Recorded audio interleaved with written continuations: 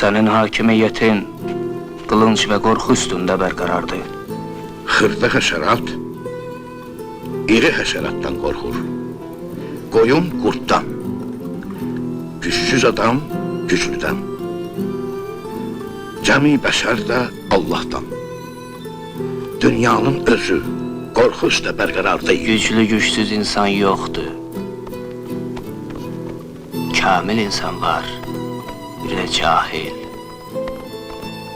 Cahilin terz hayatı, heyvanatın terz hayatıyla doğrudan doygundu.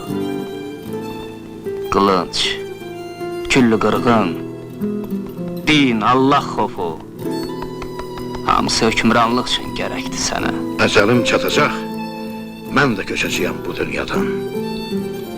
Amma Allah xofu çıxmayacaq insanın canından. İldırımı, dolusu, tufanı var bu dünyanın. Seli, daşqını, zəlzələsi var. Kamil insan cümle alemin sirrine vakıf olacak. Ve hiç neden korkmayacak.